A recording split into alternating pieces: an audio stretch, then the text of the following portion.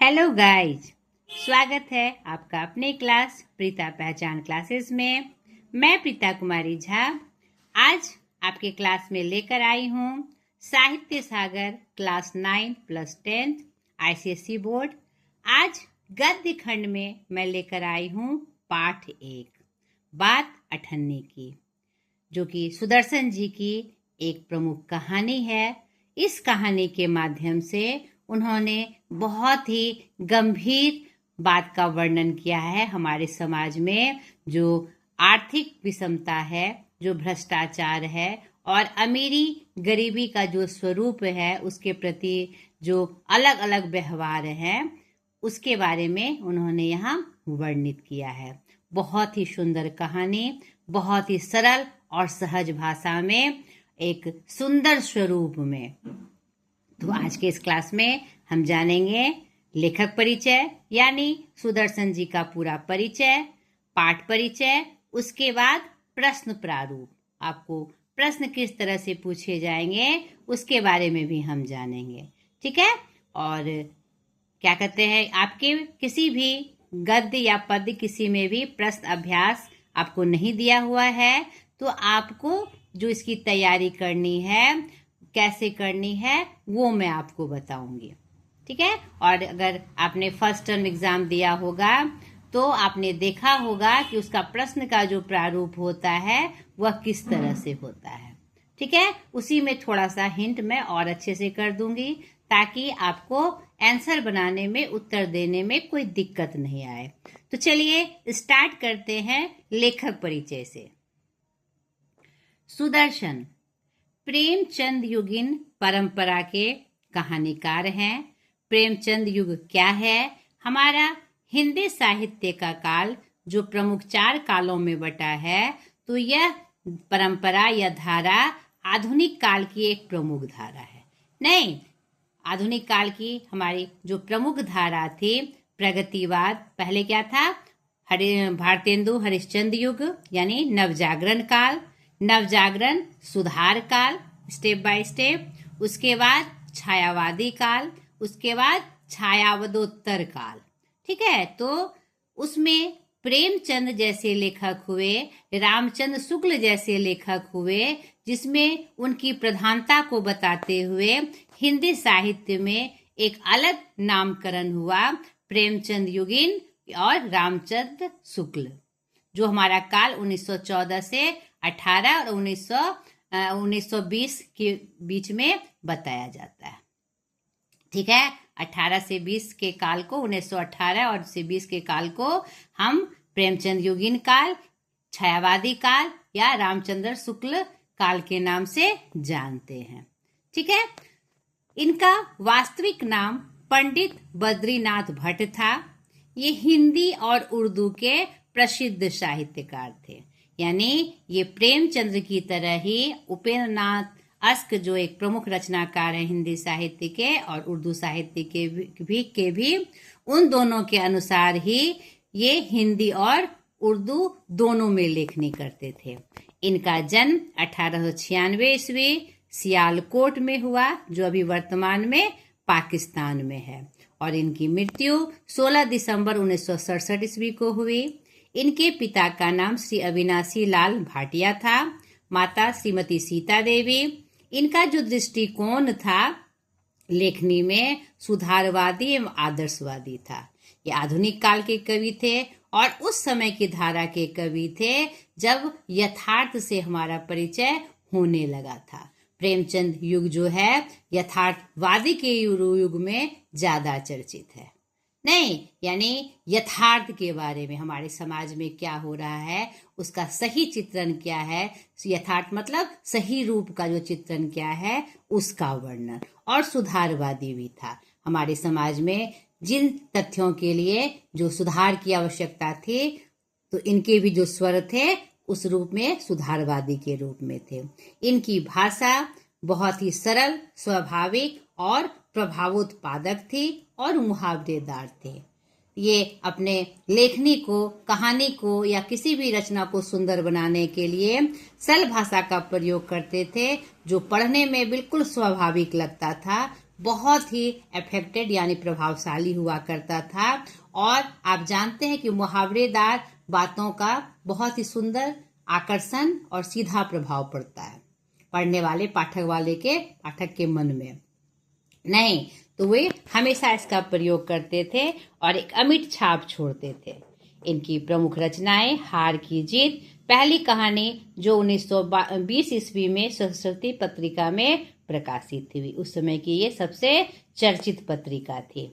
इसके अलावा सच का सौदा, पत्थरों का सौदागर, बात अठन्नी की जो अभी आपके पाठ में भी है, तीर्थ यात्रा, साइकिल की सवारी जो उनका कहानी संकलन है, अजमेरी मजिस्ट्रेट जो कि एक प्रहसन है, पृथ्वी वल्लभ भगवंती जो कि उनका एक उपन्यास है।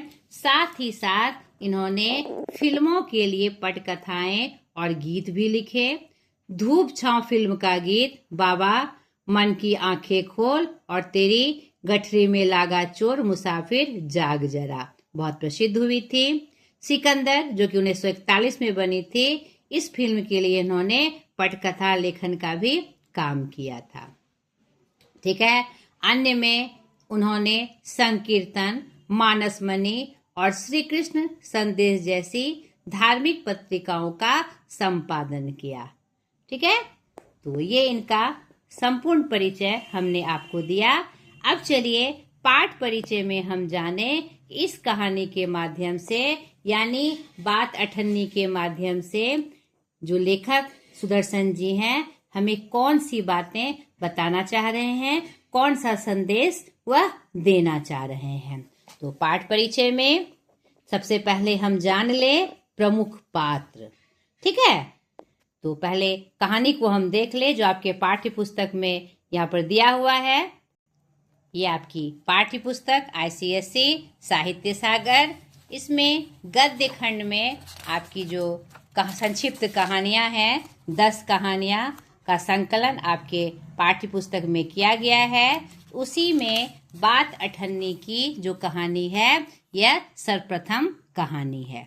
ठीक है, तो पहले इसके प्रमुख जो यहाँ पर पात्र हैं उसके बारे में हम देखें, फिर पाठ का परिचय भी हम जानेंगे इन शॉर्ट में। इसके प्रमुख पात्र रसीला जो मुख्य नायक है, मुख्य पात्र है।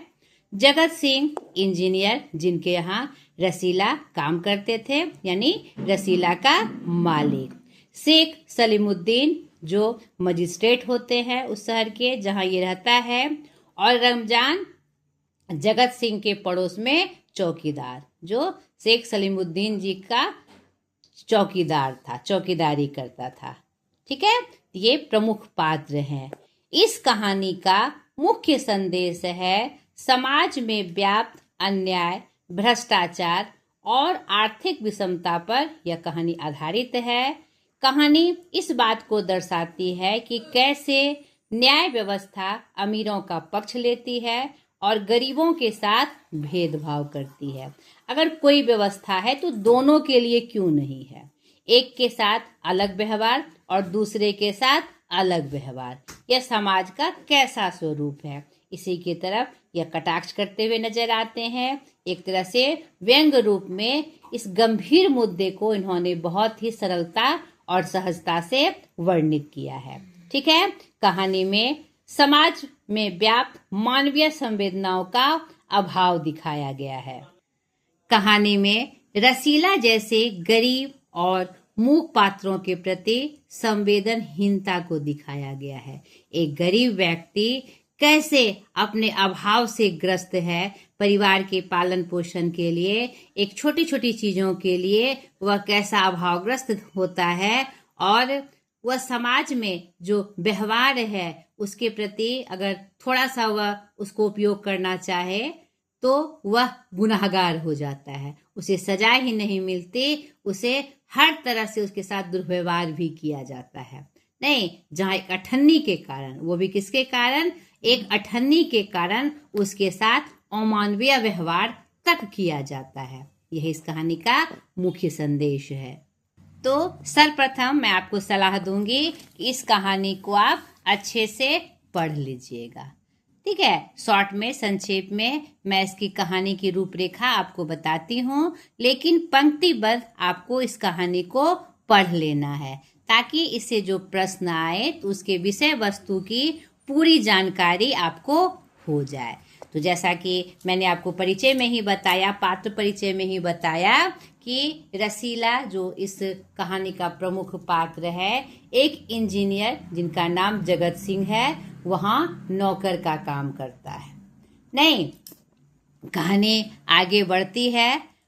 उनके पास गांव में उनके बूढ़े पिता, पत्नी, एक लड़की और 2 लड़के थे, यानी इतने परिवार का अकेले का भार उन पर था।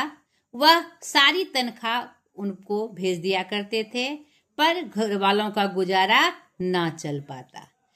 बार बार उसका वेतन बहुत कम था। हर तरह से मेहनत करने के बाद भी उसकी तनख्वाह क्या थी, इतनी कम थी कि उनके परिवार का भी गुजारा नहीं चल पाता था।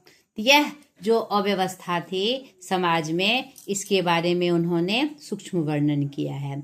ठीक है, वह इतने सालों से उनके यहाँ काम कर रहे थे और बार बार उनको मतलब वेतन बढ़ाने की बात कर रहे थे, लेकिन वेतन बढ़ाने की बात तो दूर, उनको तिरस्कार करके यह कहा जाता था, इतने में तुम्हें कोई और रख लेगा तो चले जाओ। यह डरता था, गरीब आदमी की ऐसी व्यवस्था है कि वह डरता था कि शायद कोई ना रखे या कोई रख भी ले तो इतने दिन का जो यहाँ पर अपनापन मिला हुआ, अपनापन कहने का मतलब यहाँ पर उसको काम करने की आदत थी, एक जाना पहचाना माहौल था, वह छोड़कर भी नहीं जा सकता था कि अगर ये भी ना मिला तो परिवार का भरण पोषण कैसे होगा, बहुत दिक्कत हो जाएगी। एक बार कहानी के क्रम में क्या होता है कि पड़ोस में उनके एक मजिस्ट्रेट रहते थे, रसीला के पड़ोस में एक मजिस्ट्रेट रहते थे, सलीमुद्दीन जी, शेख सलीमुद्दीन जी। उनके यहाँ चौकीदारी का काम करता था रमजान। ठीक है, तो उनसे उसकी बड़ी दोस्ती थी। दोनों साथ बैठकर घंटों बातें करते थे। शेख साहब फलों के शौकीन थे। रमजान रसीला को फल देता था और इंजीनियर साहब को मिठाई का शौक था, तो रसीला कभी कभी उसे मिठाई खिला देता था। कहने का मतलब दोनों अपना दुख सुख आपस में एक दूसरे के साथ बांटते थे। ठीक है, एक दिन रमजान ने रसीला को उदास देखकर कारण पूछा। पहले तो रसीला छिपाता रहा, फिर रमजान ने कहा कोई बात नहीं है तो खाओ सौगंध। रसीला ने रमजान का हट देखा तो आंखें भर आई कि घर में खत आया है, बच्चे बीमार हैं, रुपया नहीं है।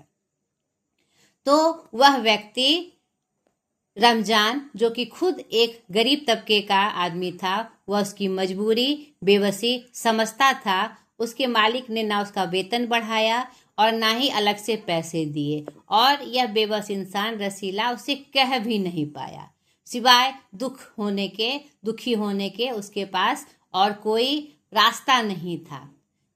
उसके दोस्त के द्वारा पूछे जाने पर अंततः वह बताता है और फिर वह बच्चों को वहाँ घर पैसे भेज देता है और क्या कहते हैं, उसका काम निकल जाता है। रसीले के बच्चे स्वस्थ हो जाते हैं और वह धीरे धीरे रमजान का ऋण भी चुका देता है। 8 आने उसके बच जाते हैं। सारा ऋण चुका दिया जाता है। कितने बच जाते हैं? 8 आने। उस 8 आने के लिए उसकी क्या दुर्गति होती है, यह इस कहानी में दिखाया गया है। कहानी प्रसंगवश आगे बढ़ती है। एक दिन जगत सिंह यानी जो इंजीनियर साहब थे, किसी से बात कर रहे थे। रसीला उसे सुन लेता है कि बस 500, इतनी सी रकम देकर आप मेरा अपमान कर रहे हैं। यानी वह फोन पर किसी से घूस लेने की बात कर रहे थे 500 के बारे में, जो एक गरीब इंसान के लिए बहुत बड़ी रकम थी। नहीं तो उसके लिए भी वह क्या कह रहे थे कि तुम मेरा अपमान करना चाहते हो। एक तो वह घूस ले रहे थे और उतनी बड़ी रकम को लेने के लिए वह अपना अपमान भी समझते थे। नहीं, उधर से बातें हो रही थी कि मान जाइए, आपने मेरा काम मुफ्त किया है। रसीला इन सारी परिस्थितियों को समझता था कि इंजीनियर साहब काम के बदले में रिश्वत लेते हैं। वह अच्छी तरह से वाकिफ था इस चीज के बारे में। वह अपने हालात पे दुख मनाता है कि एक हम लोग हैं कि छोटे छोटे पाई पाई के लिए मोहताज होते हैं और ये अमीर लोग इतने पैसे होने के बाद भी रिश्वत ले लेकर ऐश करते हैं। एक कहाँ बच्चे के बीमार होने पर या घर की रोजी रोटी जुटाने में भी आफत है और एक तरफ रिश्वत पे रिश्वत ली जा रही है। इसका मन डोलता है थोड़ी देर के लिए। ऐसा क्यों? उसको अपने हालात पर बहुत ही चिढ़ होती है। उसी समय इंजीनियर साहब उसे 5 रुपये की मिठाई लाने को कहते हैं और इस कसमकस में वह जो उसके भाव उसके मन में आ रहे थे, इसी कसमकस में उसके मन में यह बात आ जाती है कि अगर मैं इसी में से 8 आने बचा लूं तो मैं उसका जो दोस्त रमजान था उसका कर्जा भी उतार लूंगा और किसी को कुछ पता भी नहीं चलेगा। लेकिन यह गलती उसकी कितनी बड़ी सजा हो जाती है आगे देखिए। वह 4.5 रुपये की मिठाई लाता है और 8 आने बचाकर वह रमजान का कर्ज अदा कर देता है और निश्चित हो जाता है। लेकिन यहाँ पर इंजीनियर साहब यह भांप लेते हैं कि यह जो मिठाई आई है 4.5 रुपये की आई है। वह उसे टाल भी सकते थे, लेकिन गरीबों को कैसे तमाशा बनाया जाता है इस कहानी में इसका भी स्वरूप दर्शाया गया है। छोटी छोटी चीजों के लिए उसे तिरस्कृत किया जाता है, उसका तमाशा बनाया जाता है, उसका मजाक उड़ाया जाता है। नहीं, इंजीनियर साहब इसका बदला बहुत ही बुरी तरीके से लेते हैं। पहले तो उन्हें डांट डपट लगाई जाती है, उसे कोसा जाता है और फिर थाना ले जाने की बात कही जाती है तो फिर वह स्वीकार कर लेता है कि हाँ साहब मैंने गलती की, 8 आने मैंने बचाए थे, सिर्फ 8 आने। जहाँ 500 रिश्वत लेने की बात हो रही थी और सहर्ष उसे स्वीकार भी था और यहाँ पर 8 आने के लिए उसकी क्या दुर्गति हो रही है। वह फिर भी वह उसे थाने ले जाते हैं। रसीला को इंजीनियर साहब जगत सिंह जी थाने ले जाते हैं और पुलिस को फिर घूस स्वरूप 5 रुपये देकर उसकी मरम्मत करने की बात कहते हैं। मारने की बात कहते हैं। इसने इतना बड़ा गुनाह किया, 8 आने के लिए उसे सजा भी मिलती है और उसका बहुत ही तिरस्कार भी होता है। लातों के भूत बातों से नहीं मानते, इंजीनियर साहब का ये कथन होता है। आग बरसने लगती है। उन्होंने निर्दयता से रसीला को खूब पीटा, फिर घसीटते हुए पुलिस थाने ले गए। बताइए यहाँ पर यह कैसी व्यवस्था है समाज की। एक तरफ रिश्वत पे रिश्वत ली जा रही है और दूसरी तरफ गरीब आदमी को 8 आने मजबूरी बस उसने यह कृत्य किया, उसके लिए उसे इतनी प्रताड़ना दी जाती है। दूसरे दिन मुकदमा शेख सलीमुद्दीन के कचहरी में पेश हुआ और इससे पहले सलीमुद्दीन जी भी घूस लेते हुए पकड़े जाते हैं। यहाँ पर कितने पैसे वो रुमाल में बांधकर घूस के रूप में, रिश्वत के रूप में लेते रहते हैं। यहाँ पर देखिए बड़ा ही व्यंग्य रूप से ये प्रसंग इन्होंने लिखा है, सुदर्शन जी ने लिखा है कि रसीला ने जब मुकदमा शेख सलीमुद्दीन के जब कचहरी में पेश हुआ तो रसीला तुरंत अपना अपराध स्वीकार कर लिया। उसने कोई ना बहाना बनाया। चाहता तो वह कह सकता था कि यह साजिश है, मैं नौकरी नहीं करना चाहता था, इसलिए हलवाई से मिलकर मुझे फंसा रहे हैं, पर उसने ऐसा नहीं कहा क्योंकि एक और अपराध करने का साहस वह ना जुटा पाया। उसकी आंखें खुल गई थी। अपराध का कोई भी, चाहे अपराध छोटा हो या बड़ा, यह नुकसानकारी है। ठीक है, वह समझ गया था, वह डरता था।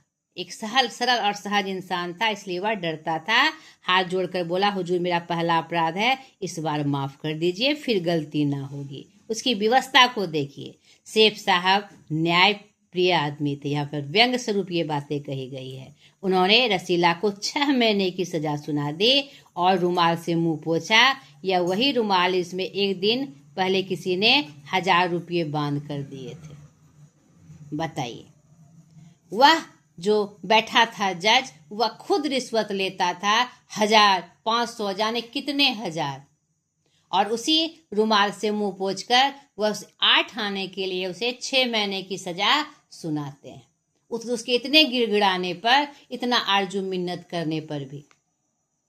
ये दुर्दशा है हमारे समाज में गरीबों के प्रति। इसी भेदभाव को, विषमता को यहाँ पर लेखक सुंदर तरीके से दिखा रहे हैं, और जो कि आज के समय में बहुत प्रासंगिक है। ऐसा स्वरूप आपको हर जगह दिखाई पड़ जाएगा। नहीं, फैसला सुनकर रमजान की आंखों में खून उतर आया। उसका जो दोस्त था चौकीदार रमजान, उसकी आंखों में खून उतर आया। सोचने लगा, यह दुनिया न्याय नगरी नहीं, अंधेर नगरी है। चोरी पकड़ी गई तो अपराध हो गया। असली अपराधी बड़ी बड़ी कोठियों में बैठकर दोनों हाथ से धन बटोर रहे हैं, उन्हें कोई नहीं पकड़ता। रमजान जब घर पहुंचा तो जो जज साहब की दासी थी, उसने पूछा, रसीला का क्या हुआ? तो इसने कहा, 6 महीने की कैद। अच्छा हुआ या इसी के लायक था। बताइए, और जो इतने बड़े बड़े जुर्म करता था, 1000, 500 रिश्वत लेता था, उसके लिए कोई सजा नहीं। यह सिर्फ गरीब आदमी के लिए था। रमजान ने गुस्से से कहा, यह इंसाफ नहीं, अंधेर है। सिर्फ एक अठन्नी की ही तो बात थी। रात के समय जब 1000, 500 के चोर नरम गद्दों पर मीठी नींद ले रहे थे, अठन्नी का चोर जेल की तंग अंधेरी कोठरी में पछता रहा था। माना कि वह अठन्नी का जो अपराध किया वो गलत था, लेकिन वो इतना भी गलत नहीं था। उसकी जो व्यवस्था थी, नहीं, उसकी परिस्थिति थी, उसने उसको मजबूर कर दिया। लेकिन यहाँ पर जो रिश्वत लेते थे बड़े बड़े लोग, उसकी कोई मजबूरी नहीं। लेकिन सजा किसको मिली, यहाँ पर उन्होंने दिखाया। और ये इसका स्वरूप जो समाज में है, गरीब और अमीर के प्रति जो विषमता है, चाहे वह आर्थिक हो चाहे वह सामाजिक हो, उनका चित्रण उन्होंने बहुत सुंदर तरीके से किया। तो यह इसकी विषय वस्तु थी। तो इससे जुड़े जो प्रश्न आएंगे, आपको किस तरह से आएंगे, आपको पंक्ति दे दी जाएगी। ठीक है, पहले प्रसंग वश भी कोई प्रश्न पूछा जा सकता है। नॉर्मली या मोस्टली जो प्रश्न आते हैं, 3 पंक्ति 4 पंक्ति उठा के दे दी जाएगी। यह किसने किससे कहा, नहीं, यह आएगा। या फिर यह ऐसा इसने क्यों कहा, उसने अठन्नी क्यों ली, उसने 4.5 रुपए की मिठाई क्यों लाई। समझ में आ रहा है? यानी इसका पूरा प्रसंग आपको जानना है। उसके मालिक, रसीला के मालिक का क्या नाम था, वह पेशे से क्या था, रमजान कौन था, वह किसके यहाँ चौकीदारी करता था, उसने उसको रसीला को रुपये क्यों दिए, रसीला उदास क्यों था, आदि आदि। तो यानी आपको पूरा प्रसंग जानना है। प्रसंगवश आपसे प्रश्न पूछे जाएंगे। ठीक है बेटा, तो आज के वीडियो में इतना ही। आशा करती हूँ मैं आपकी सहायक हुई होंगी। अगले वीडियो में फिर एक नए पाठ के साथ मैं हाजिर हो जाऊंगी। अंत में भी ढेर सारी शुभकामनाएं आपको कमिंग एग्जाम के लिए। बाय।